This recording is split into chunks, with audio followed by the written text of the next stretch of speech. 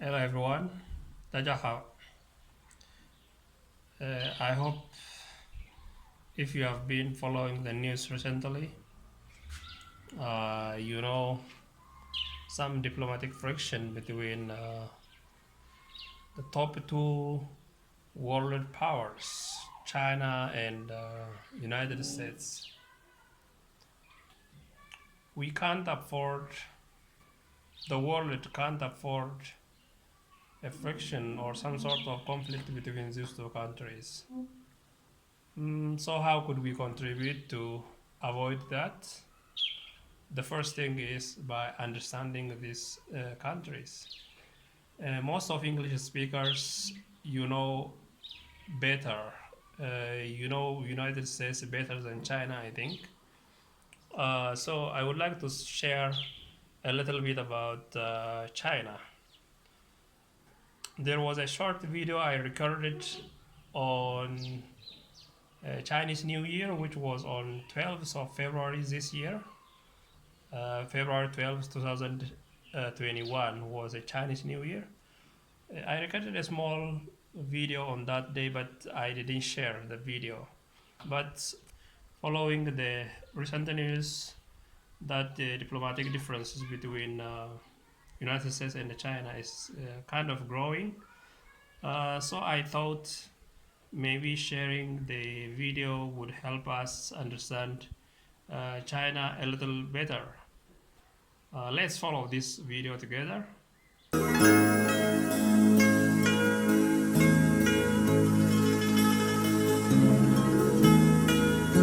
everyone. I've been doing some research about China for a while.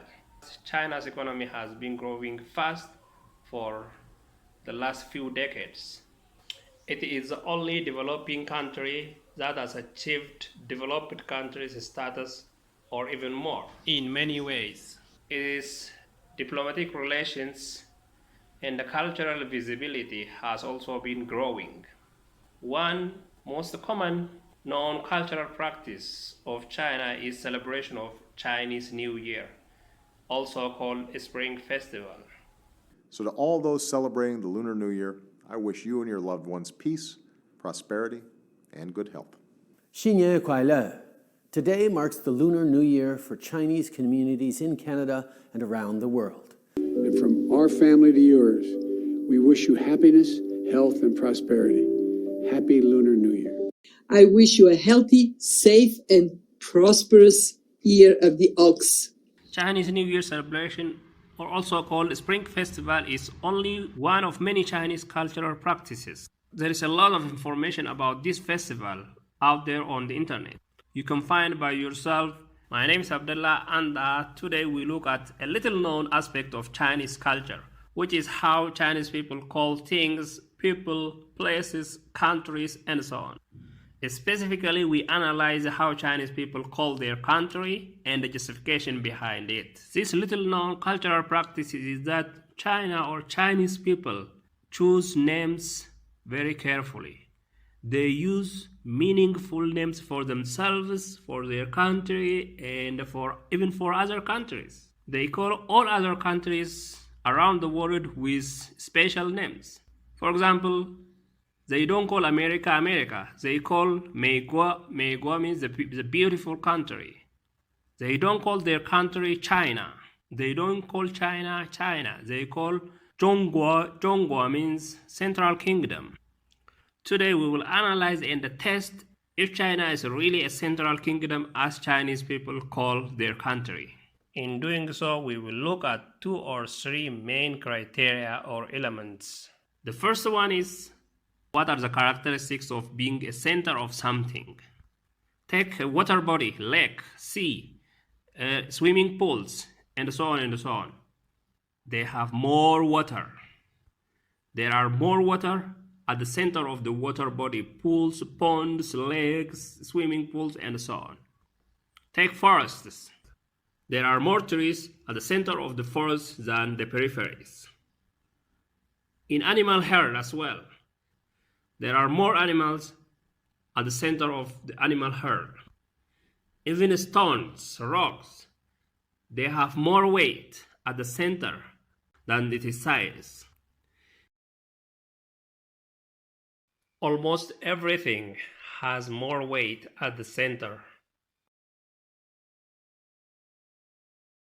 So, does China fulfill this criteria? Yes, in many ways. Number one, China has the largest population ever known to history. Throughout recorded history, China has the largest population.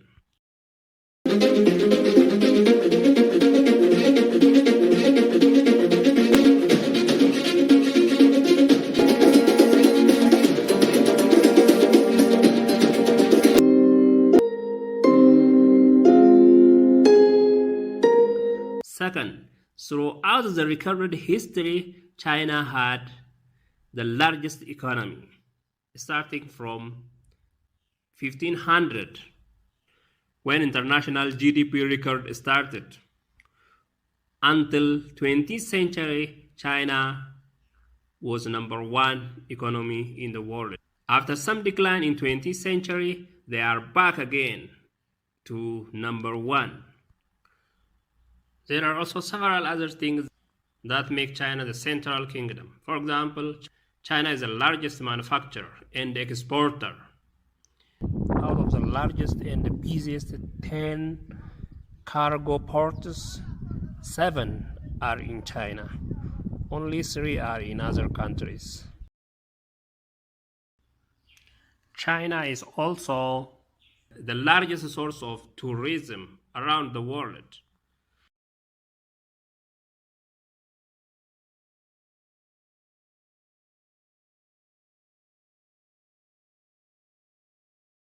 China has the largest railway networks. The rail stations look like airports. China also has the largest online shopping systems. The list goes on. The second criteria is a location, geographical location. Is China located at the center of different countries? I think so, yes. China has neighbors or countries to the north of it, countries to the east of it, countries to the south of it, and the countries to the west of it. So when China goes to Japan, United States, and Canada, for example, they fly to the east. When China wants to go to Mongolia, Russia, they fly to the north. When China wants to go to Middle East, Africa, Europe, they fly to the west. When China wants to go to South Asian countries like Indonesia, Philippines, and Oceania, Australia, they fly to the south. So by location, China also fulfills the second criteria, which is a geographical criteria. It is located among countries on all sides of it. Of course, there are other countries also who fulfill this criteria. There are other countries which do not fulfill this criteria. For example, take South Africa. They never fly to the south to go to other countries. To the south, there is only Antarctica, which is not inhabited. If you take New Zealand as well, it is the same. They never fly to south to go to other countries. If you take Canada, Canada never flies to the north to go to other countries. To the north of them, there are no other countries. So geographically, they cannot be considered central countries. But China and some other countries fulfill this criteria. The third criteria, or the third element, is that a country can call itself with a good name. For example, Great Britain. Is Great Britain really great? Maybe. So we don't debate about that. So the same way, China can also call itself the central kingdom. Actually, it is very good for the people. When people think they are encouraged by their name, they feel proud, they work hard and become successful. Similarly, when Chinese people know that their country is a central kingdom, they are proud of themselves and they work hard and they succeed. So using such name is actually very good for the people. So we have seen 3 main criteria, and some other countries fulfill some of this, but only China fulfills all the 3 criteria, all the 3 elements. So it is in fact a central kingdom. Just a bonus, in fact China calls not only itself with a good name, China calls all the countries around the world with good names, with names that have good meanings. Thank you for watching. See you in another video.